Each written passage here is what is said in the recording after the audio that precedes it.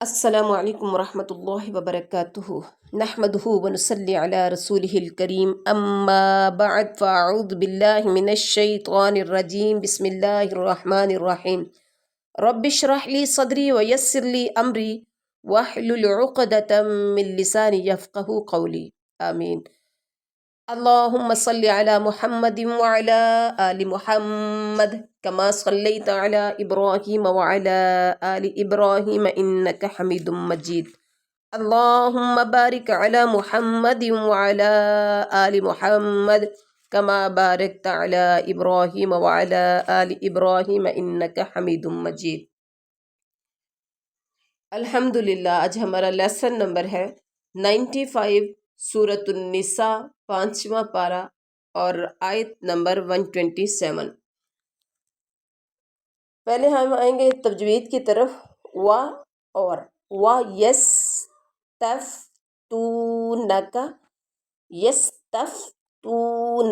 وہ سب فتویٰ طلب کرتے ہیں آپ سے۔ فی النساء عورتوں کے بارے میں۔ قل اللہ کہہ دیجئے اللہ یفتیکم حکم دیتا ہے تمہیں، یعنی یفتیکم فتویٰ دیتا ہے تمہیں، لیکن یہاں یفتی بمعنی حکم کے آئے گا، ٹھیک ہے۔ فیہن ان عورتوں کے بارے میں، وما اور جو یتلا پڑھا جاتا ہے علیکم تم پر، فی الکتاب کتاب میں سے، فی یتامی النساء یتیم عورتوں کے بارے میں۔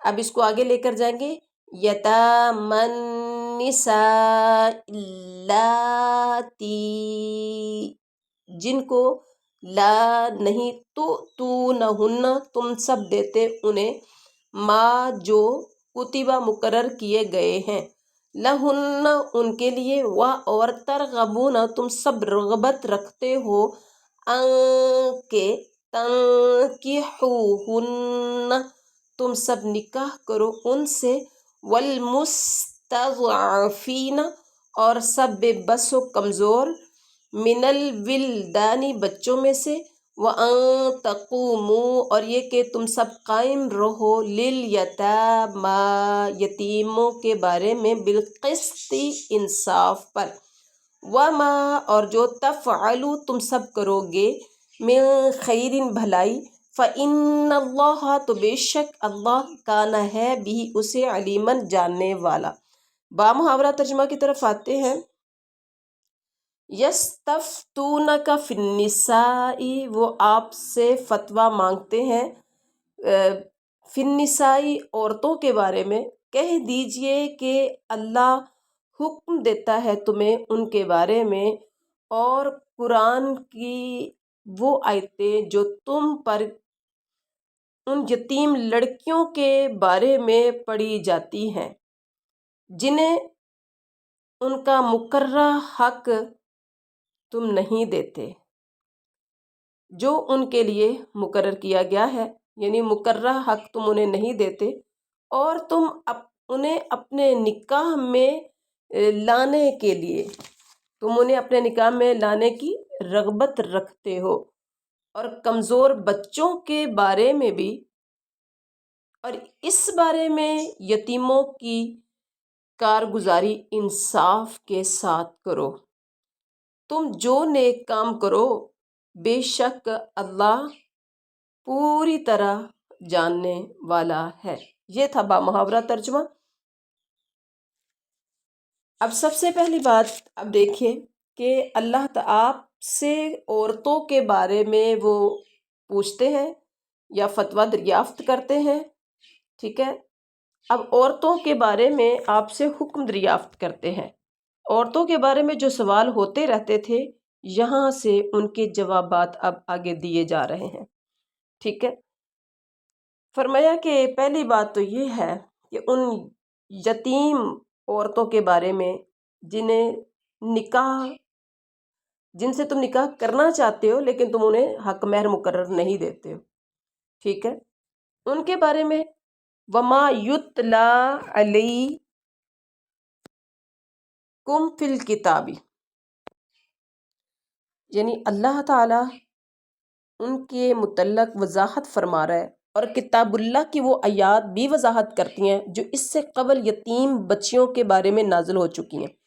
مراد ہے سورۃ النساء کی آیت نمبر 3، جس میں ان لوگوں کو اس بے انصافی سے روکا گیا کہ وہ یتیم لڑکی سے ان کے حسن و جمال کی وجہ سے شادی تو کر لیتے تھے، لیکن انہیں حق مہر مثل نہیں دیتے تھے، یعنی مہر مثل دینے سے گریز کرتے تھے۔ ایک آزاد عورت سے نکاح کرتے تھے تو اسے جو حق مہر دیتے تھے، سیم اسی کی طرح یتیم بچی کو دینے سے گریز کرتے تھے۔ کس وجہ سے کہ اس کا پوچھنے والا کون ہے؟ اور اس کے بعد اللہ تعالیٰ کیا فرماتے ہیں؟ انہیں تم اپنے وَتَرْغَبُونَ أَن تَنْكِحُوهُنَّ، انہیں اپنے نکاح میں لانے کی رغبت رکھتے ہو، ٹھیک ہے؟ یعنی ان سے تم نکاح کرنے کی رغبت رکھتے ہو، شوق رکھتے ہو، لیکن کیا کرتے ہو؟ حق مہر دینا پسند نہیں کرتے۔ اور ایسے بھی ہوتا تھا کہ یتیم لڑکی بعض دفعہ خوبصورت نہیں ہوتی تھی، یعنی بدصورت ہوتی تھی، تو اس کے ولی یا اس کے ساتھ وراثت میں شریک دوسرے ورثاء خود بھی اس کے ساتھ نکاح کرنا پسند نہ کرتے تھے، اور کسی دوسری جگہ بھی اس کا نکاح نہ کراتے تھے تاکہ کوئی اور شخص اس کے حصہ جائیداد میں شریک نہ بنے۔ اللہ تعالیٰ نے پہلی صورت کی طرح ظلم کی، اس صورت کو سے بھی منع فرما دیا۔ اور اس کے بعد فرمایا کہ اس بارے میں یتیموں کی کارگزاری انصاف کے ساتھ کرو، بلکہ آگے فرمایا والمستضعفین من الولدان، اور کمزور بچوں کے بارے میں، کمزور بچوں کے بارے میں، یعنی جس طرح سے قرآن پاک کا حکم ہے یوصیکم اللہ فی اولادکم، جس میں بیٹوں کے ساتھ یعنی بیٹیوں کو بھی وراثت میں حصہ دار بنایا گیا کہ اللہ تعالیٰ تمہیں وصیت کرتا ہے تمہاری اولادوں کے بارے میں۔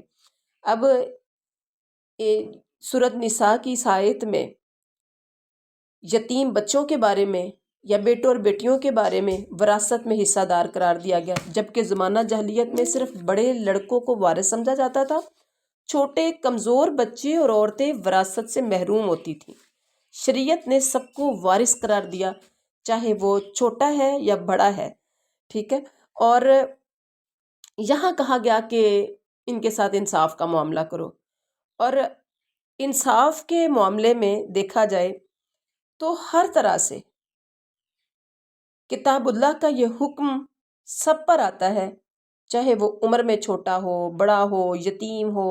اب اللہ تعالیٰ نے سب کی کے وراثت میں حصے مقرر کر دیے ہیں، جس کا جتنا حصہ بنتا ہے ایمانداری کے ساتھ اس کو اتنا حصہ اس کا دے دیا جائے۔ اور اگلی آیت میں فرمایا وَإِنِ امْرَأَةٌ، اور اگر کوئی عورت خافت ڈرے من بعلها، اپنے خاوند کی طرف سے نشوزن زیادتی پر، او اعراضن یا بے رخی پر، فلا جناح تو کوئی گناہ نہیں۔ اچھا، یہاں پر نا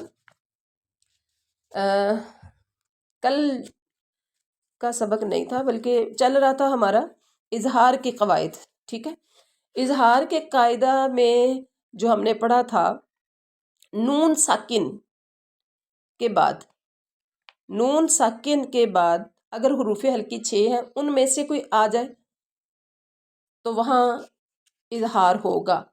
اب اس کی ایک مثال یہاں آئی ہے، من خیر، نون ساکن ہے اور آگے خا حروف ہلکی میں سے ہے، تو یہاں پر کیا ہوگا؟ اظہار ہوگا۔ اور اسی طرح سے یہاں ایک اور تھا قاعدہ، یعنی نون ساکن یا تنوین کے بعد ہے، اگر حروف ہلکی حمزہ ہے، عین ہے، غین خا میں سے کوئی حرف آئے تو وہاں اظہار ہوگا، یعنی غنہ نہیں ہوگا، ناک میں آواز نہیں لے کے جایا جائے گا، ٹھیک ہے؟ تو یہاں دیکھیں او اعراضن، 2 زبر یعنی تنوین ہے۔ اب پھر دیکھیں او اعراضن تنوین ہے، اور نشوزن پر بھی تنوین ہے، تو ایک جگہ پر ہم اظہار کر رہے ہیں اور ایک جگہ پر ہم اخفا کر رہے ہیں.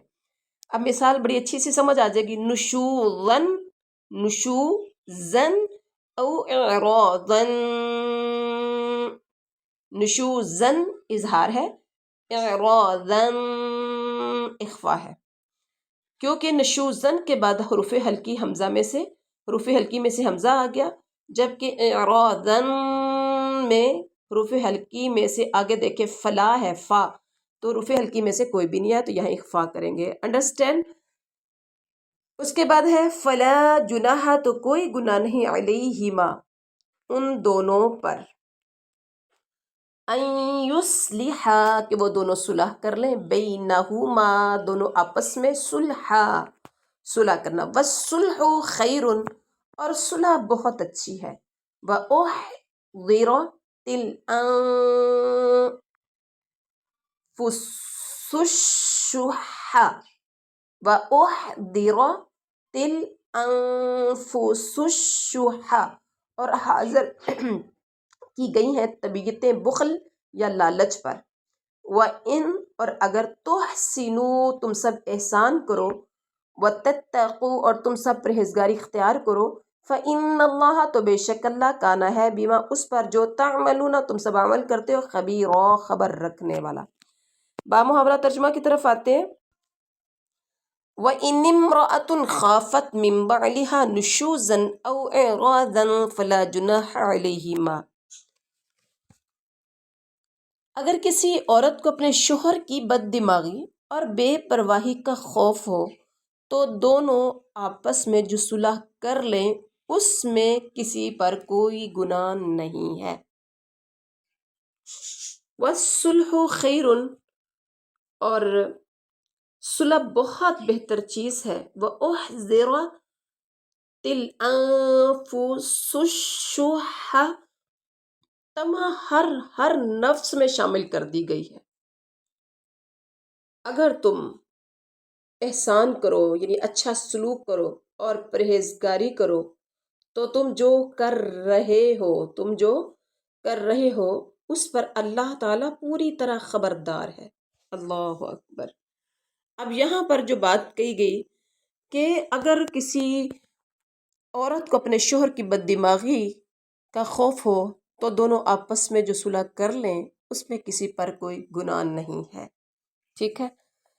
اب یہاں دیکھیے، خامد اگر کسی وجہ سے اپنی بیوی کو ناپسند کرے اور اس سے دور رہنا اور اعراض کرنا معمول بنا لے، یا ایک سے زیادہ بیویاں ہونے کی صورت میں کسی کم تر خوبصورت بیوی سے اعراض کرے، مطلب 2 3 4 عورتیں ہیں، اس میں سے ایک خاتون عمر میں زیادہ ہو گئی ہے یا ویسے کم خوبصورت ہے تو اس سے وہ اعراض کرتا ہے، تو عورت اپنا کچھ حق چھوڑ کر مہر سے یا نان و نفقے سے یا باری سے خامد سے مصالحت کر سکتی ہے.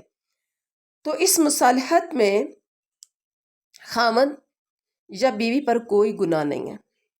اس کی مثال حضرت ام المومنین سودا رضی اللہ تعالی عنہا نے بھی بڑھاپے میں اپنی باری حضرت عائشہ صدیقہ کے لیے رضی اللہ تعالی عنہا کے لیے ہبہ کر دی تھی، جسے نبی کریم صلی اللہ علیہ وسلم نے قبول فرما لیا تھا. تو اللہ تعالیٰ کیا کہتے ہیں؟ والصلح خیر، صلح میں بہتری ہے. اب اس کے بعد فرمایا کہ تمام ہر نفس میں شامل کر دی گئی ہے. تمام ہر نفس میں کیا کر دی گئی ہے؟ شامل کر دی گئی ہے. تمام بخل، شح، یعنی شح بخل اور تما کو کہتے ہیں. یہاں مراد یہ اب یہاں دیکھیں شح کے معنی بخل بھی ہے، لالچ بھی ہے. یہاں مراد اپنا مفاد ہے، مطلب پرستی، جو ہر نفس کو عزیز ہوتا ہے، یعنی ہر نفس اپنے مفاد میں بخل اور طمع سے کام لیتا ہے. تو اس کے بعد اگلی آیت میں فرمایا لیکن اللہ تعالیٰ کہتے ہیں اور اگر تم احسان کرو اور پرہیزگاری اختیار کرو تو یہ تمہارے لیے بہتر ہے. اللہ تعالیٰ ہر عمل سے خبردار ہے. وَلَن تَسْتَطِيعُوا تستطیعوا اور ہرگز نہیں تم استطاعت رکھ سکو گے کہ تعدلو تم سب عدل کر سکو بین النساء عورتوں کے درمیان ولو اور اگرچہ تم حرستم فلا تمیلو تم چاہو بھی تو نہ تم سب مائل ہو جانا کل المیل مائل ہو جانا ایک بیوی کی طرف فتذروہا پس تم سب چھوڑ دو اس کو ہا کی ضمیر دوسری بیوی کی طرف جا رہی ہے کل معلقہ جیسے لٹکائی گئی ہو وَإِن تُصْلِحُوا اور اگر تم سب اصلاح کر لو وَتَتَّقُوا اور تم پرہیزگاری اختیار کرو فَإِنَّ اللَّهَ تو بے شک اللہ تعالیٰ کانا ہے غفور الرحیم بخشنے والا مہربان بامحاورہ ترجمہ کی طرف آتے ہیں وَلَن تَسْتَطِيعُوا أَن تَعْدِلُوا بَيْنَ النِّسَاءِ تم سے یہ تو کبھی نہیں ہو سکے گا کہ تم اپنی تمام بیویوں میں ہر طرح عدل کرو گو تم اس کی کتنی ہی خواہش و کوشش کر بھی لو تو ایسا نہیں ہوگا اس لیے بالکل ہی ایک کی طرف مائل ہو کر دوسری کو لٹکی ہوئی نہ چھوڑو اور اگر تم اصلاح کرو اور تقوی اختیار کرو تو اللہ تعالیٰ بخشنے والا مہربان ہے اب یہاں پر کیا ہے کہ دوسری بیوی کو لٹکی ہوئی نہ چھوڑو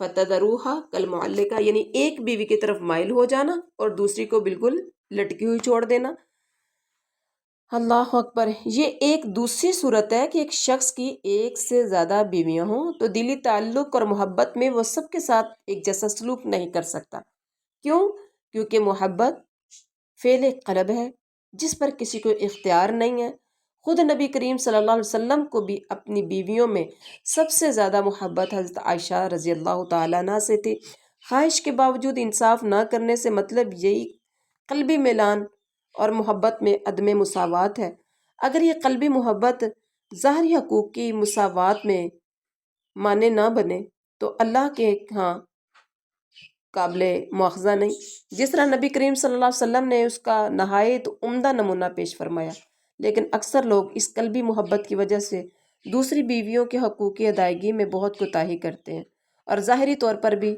محبوب بیوی کی طرح دوسری بیویوں کے حقوق ادا نہیں کیے جا سکتے یہ ہم سب کو علم ہے اور انہیں معلقہ درمیان میں لٹکی ہوئی بنا کر رکھ چھوڑتے ہیں نہ انہیں طلاق دیتے ہیں نہ حقوق زوجیت ادا کرتے ہیں یہ انتہائی ظلم ہے جس سے یہاں روکا گیا ہے اور نبی کریم صلی اللہ علیہ وسلم نے فرمایا جس شخص کی 2 بیویاں ہوں اور وہ ایک کی طرف مائل ہو یعنی دوسری کو نظر انداز کر دے تو قیامت کے دن وہ اس طرح آئے گا کہ اس کے جسم کا ایک حصہ ساقط ہوگا یعنی ایک حصہ جسم کے 2 حصے ہیں ایک حصہ اس کا ساقط ہوگا گرا ہوگا اور نیکسٹ آگے فرمایا وَإِن يَتَفَرَّقَا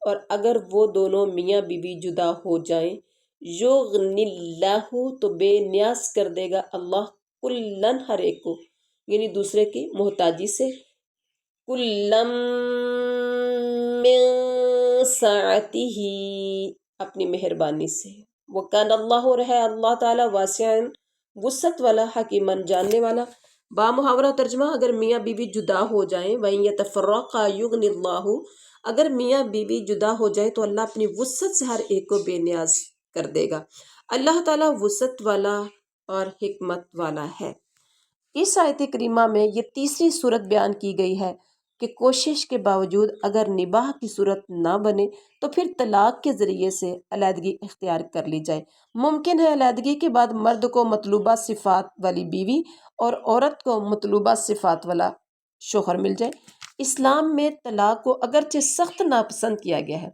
ایک حدیث میں ہے ابغض الحلال الی اللہ الطلاق طلاق حلال تو ہے لیکن یہ ایسا حلال ہے جو اللہ کو سخت ناپسند ہے اس کے باوجود اللہ نے اس کی اجازت دی ہے اس لیے کہ بعض دفعہ حالات ایسے موڑ پر پہنچ جاتے ہیں کہ اس کے بغیر چارہ نہیں ہوتا، اور فریقین کی بہتری اسی میں ہوتی ہے کہ وہ ایک دوسرے سے علیحدگی اختیار کر لیں۔ مذکورہ حدیث میں صحت اسناد کے اعتبار سے اگرچہ ضعف ہے، لیکن قرآن و سنت کی نصوص سے یہ واضح ہے کہ یہ حق اسی وقت استعمال کرنا چاہیے جب نباہ کی کوئی صورت کسی طرح نہ بن سکے۔ اور اس کے بعد دیکھیے، وَلِلَّهِ، اور اللہ ہی کے لیے ہے، ما فی السماوات، جو کچھ آسمانوں میں ہے، وما فی الارض، اور جو کچھ زمین میں ہے، وَلَقَدْ، اور البتہ تحقیق، وَصَّيْنَا الَّذِينَ، ہم نے حکم دیا ہے ان لوگوں کو، اوت الکتاب، جو دیے گئے ہیں کتاب، من قبلکم، تم سے پہلے، وَإِيَّاكُمْ، اور خود تمہیں بھی، ان اتقوا اللہ، کہ تم سب اللہ سے ڈرو، وَتَتَّقُوا، اور تم سب کفر کرو گے، وَإِن تَتَّقُوا، اور اگر تم کفر کرو گے، فَإِنَّ لِلَّهِ، تو بے شک اللہ ہی کا ہے جو کچھ آسمانوں میں ہے، وَمَا فِي الْأَرْضِ، اور جو کچھ زمین میں ہے، وَكَانَ اللَّهُ، اور اللہ تعالیٰ ہے، غنیًا، بے پرواہ، حمیدًا، تعریف والا۔ اب اس آیت کریمہ کا بامحاورہ ترجمہ، وَلِلَّهِ مَا فِي السَّمَاوَاتِ وَمَا فِي الْأَرْضِ، زمین و آسمان کی ہر چیز اللہ تعالیٰ ہی کی ملکیت میں ہے، اور وَلَقَدْ وَصَّيْنَا الَّذِينَ،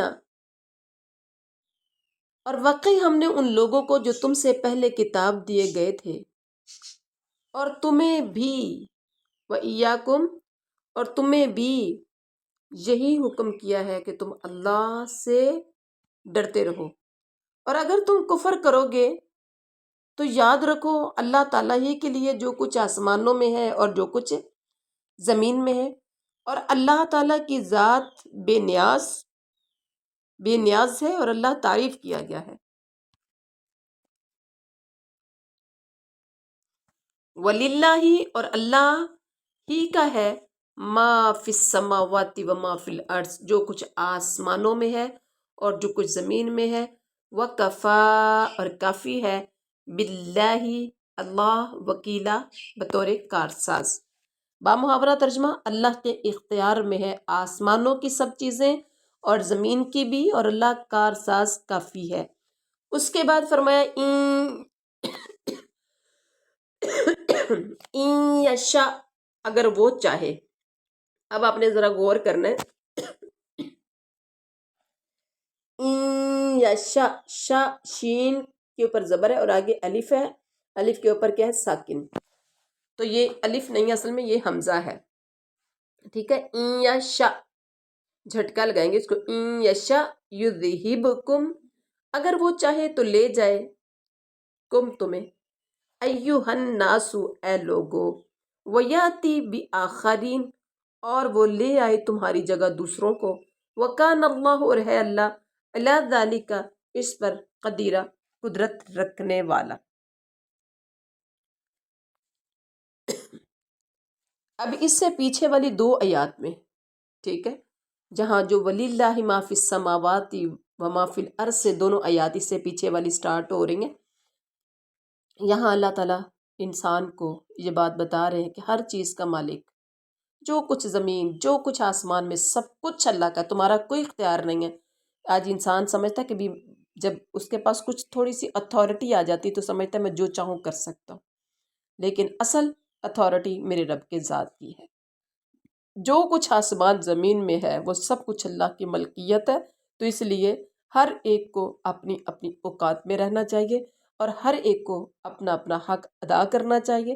ہر ایک کو چاہیے کہ اللہ تعالیٰ کی ملکیت ہر چیز کو، زمین و آسمان کی ہر چیز کو ملکیت اللہ ہی کی سمجھے، نہ کہ اپنی سمجھے۔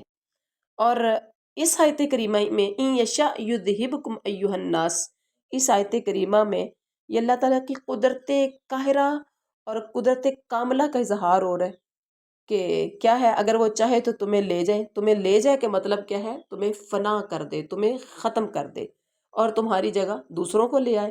قرآن پاک میں ایک اور جگہ پر، سورۃ محمد کی آیت نمبر 38 میں کیا کہا گیا؟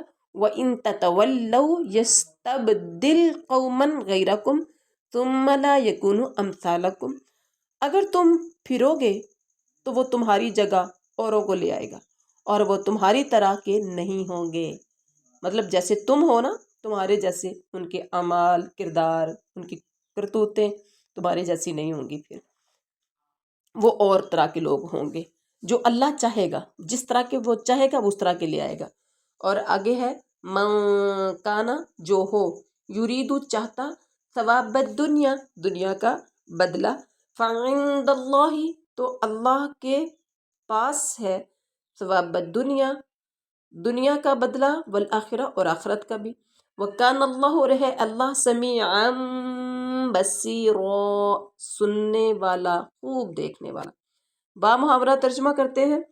من کان یرید ثواب الدنیا فعند اللہ ثواب الدنیا والآخرہ، جو شخص دنیا کا ثواب چاہتا ہو تو یاد رکھو کہ اللہ تعالیٰ کے پاس تو دنیا اور آخرت دونوں کا ثواب موجود ہے. اور اللہ تعالیٰ بہت سننے والا اور خوب دیکھ رہا ہے یا خوب دیکھنے والا ہے. جیسے کوئی شخص جہاد صرف مال غنیمت کے حصول کے لیے کرے تو کتنی نادانی کی بات ہے.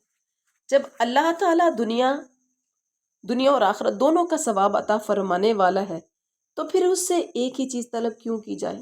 دنیا نہیں، بلکہ ہمیں اللہ سے دنیا اور آخرت دونوں مانگنی چاہیے. انسان دونوں ہی کا طالب کیوں نہیں بننا چاہیے انسان کو؟ نیت انسان کی کسی بھی کام کے لیے بہت اہمیت رکھتی ہے.